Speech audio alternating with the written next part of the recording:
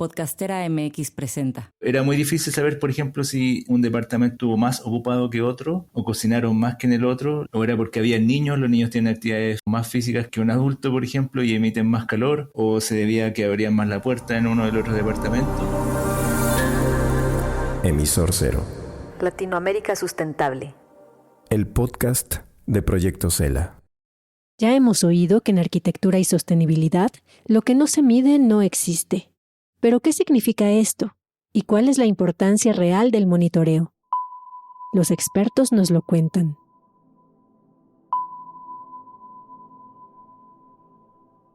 En el episodio anterior hablamos de los principios de eficiencia energética y confort adaptativo que se implementaron en el Colegio Moisés Rebata de Nazca, Perú, la Universidad Javeriana en Colombia, la Universidad de La Suaya en Ecuador y la Aldea Tulum en México. Estos son edificios modelo del proyecto Cela. Sin embargo, a la implementación de dichos principios le sigue un proceso fundamental que es el monitoreo. Una serie de mediciones que nos permitirán saber a ciencia cierta si las cosas funcionan como lo planeamos. El monitoreo es un proceso de seguimiento del consumo energético en operación de un edificio durante un tiempo determinado. Tiene la finalidad de recopilar datos para analizarlos, interpretarlos y determinar si las decisiones de diseño e implementación funcionan correctamente en relación a 3 indicadores principales. La eficiencia energética, que se mide en kilowatts-hora por metro cuadrado, la reducción de emisiones de carbono en toneladas de dióxido de carbono por metro cuadrado y el porcentaje de horas dentro del confort térmico. Gracias a las voces expertas que nos narraron sus experiencias, nos dimos cuenta que hay una enorme cantidad de variables que complejizan el monitoreo. Es un tema que está muy presente por el esfuerzo que hay a nivel regional o a nivel mundial sobre reducción de emisiones. También es importante para demostrar que se alcanzaron ciertas metas. Hay mercados de carbono que requieren temas de monitoreo para demostrar que efectivamente uno tuvo las reducciones que se esperaba. Todo este tema de monitoreo es súper complejo porque como hay tantos parámetros que influyen sobre lo que nosotros buscamos, que puede ser el consumo de energía o la temperatura, es difícil comparar. Yo me enfoco solamente en un edificio y veo, por ejemplo, en una situación inicial que tiene un consumo de 100, voy a inventar el número, y yo empiezo a implementar medidas de eficiencia energética. Hice una inversión acá de dinero, espero que me baje el consumo de energía y espero que no sea 100, sino que va a ser 80. Esa es mi estimación inicial, pero resulta que hago la inversión y empiezo a consumir 105 o 110. Y uno dice, ok, hice una inversión, me dijeron que esta medida de eficiencia energética me iba a funcionar, ¿por qué estoy consumiendo más? Que es lo que pasa que a veces hay como variables externas independientes que podrían afectar mi consumo. No sé, por ejemplo, justo después de que implementé la medida fue el año más caluroso registrado. O en un hotel, por ejemplo. Justo después de que implementé la medida tuve una demanda máxima. Pueden haber un montón de variables que afectan mi desempeño. Entonces hay metodología, hay maneras, digamos, procesos estadísticos que uno permite comparar como peras con manzanas, o sea, como bajar todo el mismo escenario y comparar de una manera efectiva lo que pasa en el antes y el después o entre dos situaciones distintas. Es Franco Morales, quien estuvo liderando la tarea de monitoreo en la fase 1 de Proyecto Cela y ahora, en la fase 2, está a cargo del diseño de la plataforma de indicadores de eficiencia energética en edificaciones.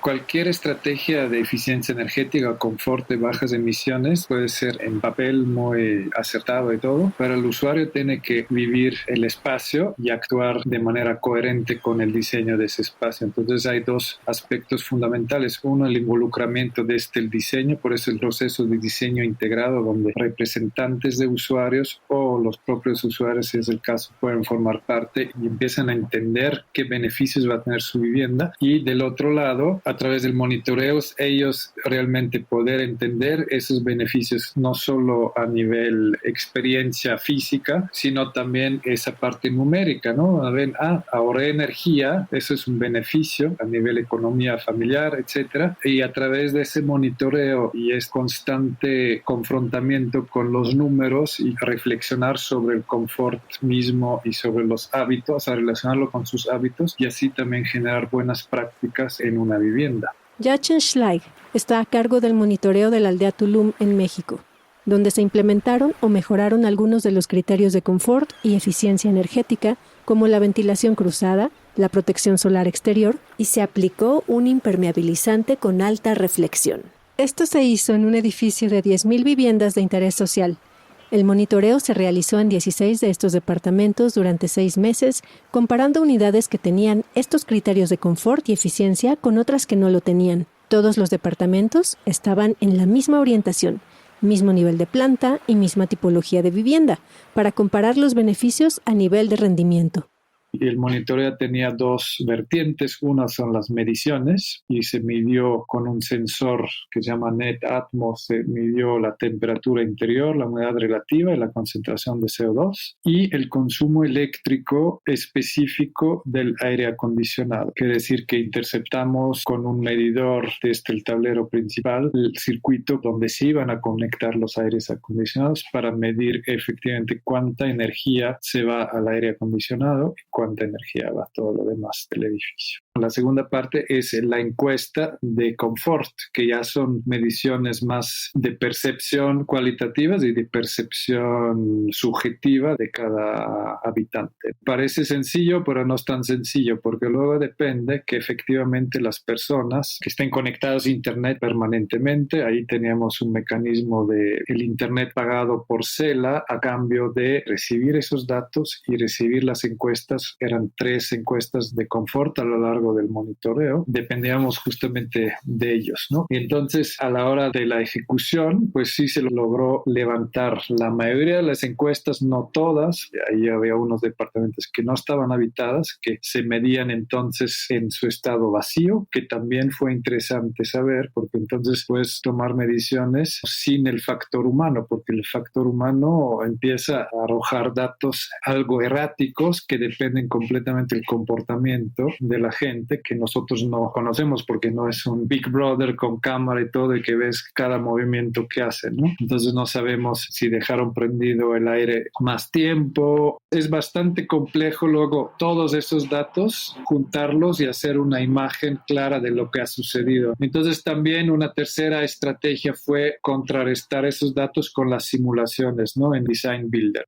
Fue algo difícil que logramos luego sí determinar algunas horas más de confort, sobre todo se midió en horas de confort, ¿no? En cuántas horas del año o de esa fase de medición entras en confort y sobre todo la ventilación cruzada aumentada y la protección solar sí dieron como resultados positivos, pero muy difíciles de leerlos y de interpretarlos y de tener conclusiones efectivas. En esa tarea de leer reportes y sacar conclusiones, participó junto a Yachen Franco Morales. Uno tiene los resultados, pero cuesta asociarlos a cuál de todas estas variables se debe. Por ejemplo, en un departamento, voy a inventar, teníamos una temperatura promedio 3 grados más alta que en el departamento espejo. Teníamos ese resultado, pero ¿a qué lo asociamos? Era muy difícil saber, por ejemplo, si un departamento estuvo más ocupado que otro, o cocinaron más que en el otro, o era porque había niños, los niños tienen actividades más físicas que un adulto, por ejemplo, y emiten más calor, o se debía a que abrían más la puerta en uno del otro departamento.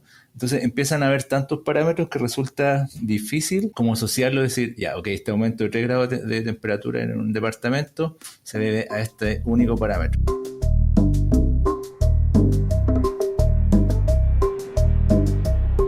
Desde Tulum, en el sureste mexicano, viajamos hacia el centro del planeta.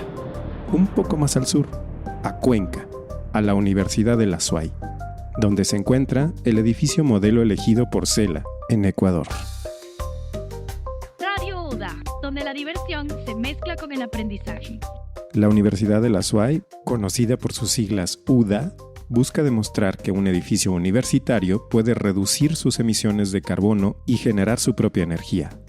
En este edificio de laboratorios, las mediciones comenzaron en 2022 y siguen hasta hoy. Y esos resultados se integrarán en sus programas de formación continua.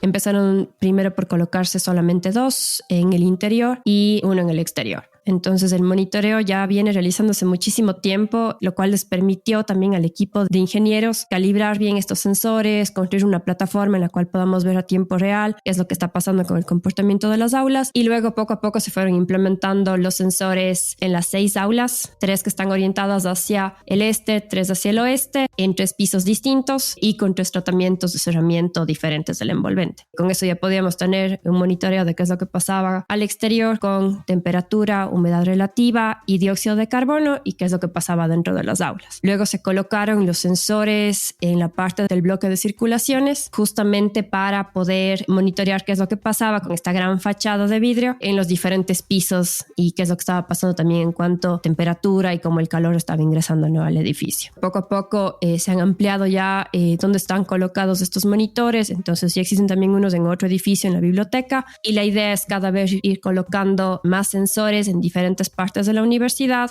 para poder tener una idea de qué es lo que pasa con las diferentes edificaciones, que obviamente van a tener unas condiciones arquitectónicas distintas, y poder ir haciendo nuevos diseños o correcciones a los diseños existentes conforme pasa el tiempo.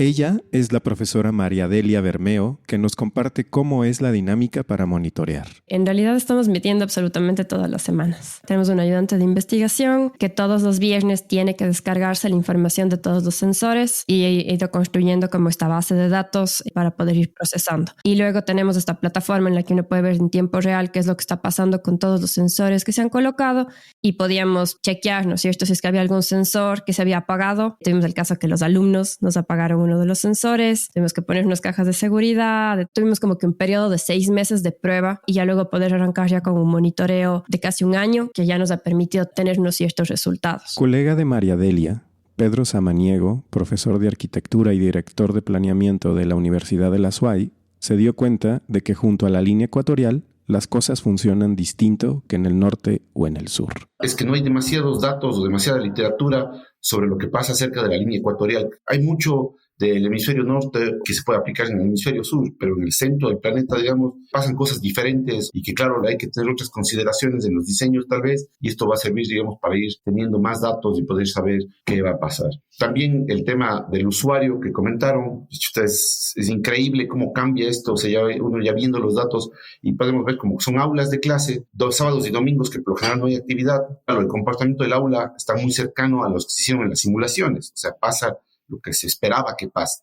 Pero claro, ya cuando entra el humano en el uso, abre la ventana, abre la puerta, hay alumnos, que los alumnos también calientan las aulas o no están, incrementa el CO2, entonces todas esas cosas van a servir, digamos, para hacer los futuros diseños y tener en cuenta estas cosas. Creo que es bien interesante. Yo la verdad no había estado en este mundo del monitoreo, ahora estoy como más metido en esto casi de cabeza. Me parece que ahí está una de las claves importantes.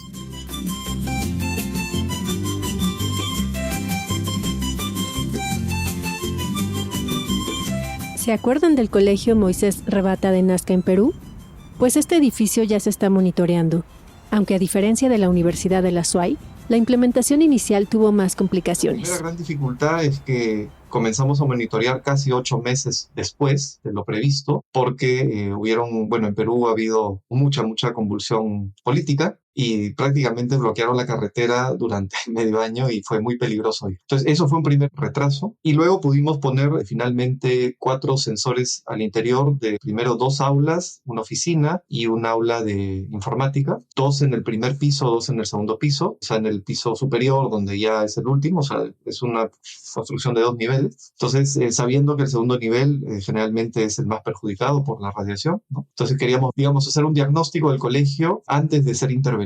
Y se hizo, se midió 4 meses, se recogió la data, nuevamente temperatura, humedad y CO2 interior, y al exterior temperatura, humedad, vientos y radiación. Esto se terminó a mediados del año pasado, cuando de alguna manera el Estado asignó a una constructora, y recién hace un par de meses hemos colocado nuevamente los sensores, los mismos, en prácticamente las mismas aulas. Y en medio del monitoreo dijimos que ahí no llueve, pero hay un río que viene de la montaña, y después de 30, 40 años se activó de una manera que inundó toda la ciudad, incluso el colegio. Digamos, son sustos, ¿no? Como imprevistos que suceden. Por suerte no afectó a los equipos, pero sí tuvieron que cortar las clases un tiempo, ¿no? Adicionalmente se hicieron encuestas también, hicimos unas 40, 50 encuestas a los alumnos y profesores sobre satisfacción térmica, lumínica y acústica. Y también fue muy interesante, son niños de primaria, de entre 6 y 12 años. Y claro, las impresiones fueron a veces las que más a uno le dan pautas, porque son como muy honestas, a veces ingenuas hasta cierto punto, pero detrás de esa ingenuidad y esa honestidad, uno entiende, por ejemplo, que les molesta mucho más el ruido de sus compañeros en el recreo que el calor mismo que a nosotros quizá nos podría molestar, ¿no? O sea, la mayor queja era que los desconcentraba el ruido, ¿no? Y claro, ¿cómo controlas el ruido en un sitio que hace calor y necesitas ventilación y no puedes cerrar la ventana, ¿no? Entonces, ese tipo de cosas se habla con los directores. Pero bueno, en general hay muchas cosas interesantes que hemos deducido de una primera medición. Creo que las más interesantes van a venir de acá a 2 meses cuando retiremos los equipos. No tenemos un monitoreo online continuo porque es una localidad muy aislada en donde el internet, por ejemplo, iba a ser muy, muy complicado poner. Entonces nosotros lo que hacemos es tenemos el WhatsApp de la profesora que vive en la ciudad a media hora del poblado, y con ella eventualmente estamos en contacto cada 4 o 6 semanas diciendo si todo está funcionando, ella va viendo que los equipos estén encendidos, nosotros vamos y tenemos que sacarlo manualmente la información. Son unos equipos que sí tienen Bluetooth, tienen posibilidad de mandarnos información, son unos equipos Hovo 11, pero no lo estamos usando en esos términos, ¿no? Él es Martín Visser, profesor de la Pontificia Universidad Católica del Perú, encargado, como ya lo escucharon, del monitoreo de este colegio. De todo este proceso tan complejo como beneficioso, las y los participantes han incorporado aprendizajes que son clave para que el monitoreo se arraigue como una práctica habitual en ciudades de Latinoamérica. Es sumamente importante el monitoreo. Es algo que casi no se hace en el medio, hablo de Perú en particular. Es casi imposible hablar de sostenibilidad si no hay un monitoreo del desempeño posterior a una intervención. La experiencia que tuvimos fue complicado como asociar qué medidas estaban asociadas a qué efectos. No resultó del todo claro como hubiésemos esperado, pero aún así pienso que hay un aprendizaje. Es un aprendizaje, ¿no? Tiene que haber esa relación personal con los usuarios, que sean más comprometidos y los resultados, por ende, también nos den más información certera. No hay que perder de vista que la finalidad del monitoreo es tener indicadores que nos permitan diseñar edificios con el objetivo de procurar el confort y la salud de las y los usuarios. Así nos lo recuerda Montserrat Bobadilla, colíder del proyecto CELA. Se van descubriendo una diversidad de factores que es importante ponerlos todos sobre la mesa para luego comparar con estos límites o rangos aceptables que a su vez van actualizándose en cada uno de los contextos en donde tenemos estos proyectos. Y con límites y rangos aceptables me refiero, por ejemplo, a rangos de confort térmico, qué es aceptable o no, rangos saludables, rangos de pobreza energética incluso, por mencionarles algunos, los rangos de confort se pueden mover un poco, no son límites tan cerrados, pero cuando ya hablamos de límites saludables, o sea, de temperaturas que empiezan a generar enfermedades o problemas cardiovasculares o qué sé yo, en los usuarios sobre cierta temperatura o bajo cierta temperatura, ya estamos hablando de límites que no se pueden traspasar. Y cualquier proyecto de arquitectura debería velar por asegurar que los usuarios van a estar un 100% del tiempo, ojalá, en estos rangos o límites saludables aceptables. Luego los rangos de confort vienen en otro escalón, también son muy relevantes, y ahí es donde se producen estas variaciones, yo creo, muy interesantes, culturales también, y no solo de países, sino que tienen relación a su vez con contextos socioeconómicos, etcétera, en donde hay estudios, por ejemplo, o encuestas en donde se ha consultado a personas con menores o escasos recursos, por ejemplo, en donde empiezan a acostumbrarse a ciertas temperaturas y lo que para unos sectores es inaceptable, para otros todavía es aceptable. Entonces se empieza a jugar con estos límites de pobreza energética, donde nosotros como investigadores de estas temáticas y que queremos fomentar en la implementación de estas estrategias, queremos cruzar justamente con estos límites más estrechos o estándares internacionales.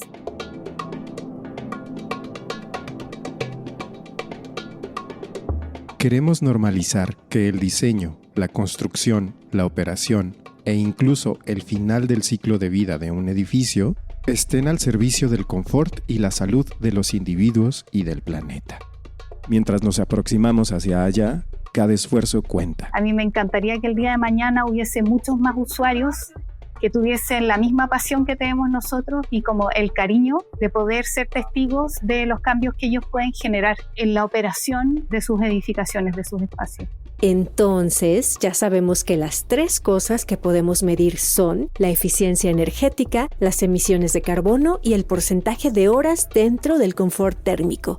Está en nosotros hacernos partícipes hoy, como usuarios, en nuestra casa, en la oficina, y visualizar los efectos positivos y negativos de nuestro comportamiento para tomar decisiones que nos permitan eficientar nuestros consumos.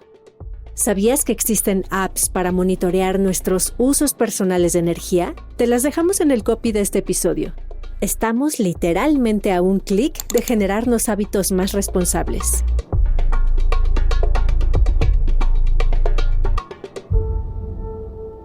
Agradecemos a los expertos en el tema, Almadelia Bermeo, Martín Visser, Yacen Schleich, Franco Morales, Pedro Samaniego y Montserrat Bobadilla su participación en este episodio. Coordinación de podcast en Proyecto Cela, Roger Walter. Narración y guión, Angélica Íñiguez y Salvador Martínez. Diseño sonoro y mezcla, Salvador Martínez. Voces adicionales, Abril Íñiguez y Citlali Palacios.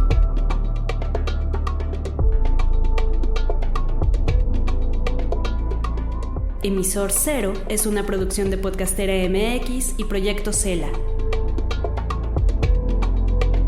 CELA es un proyecto de la Confederación Suiza y la Agencia Suiza para el Desarrollo y la Cooperación COSUDE.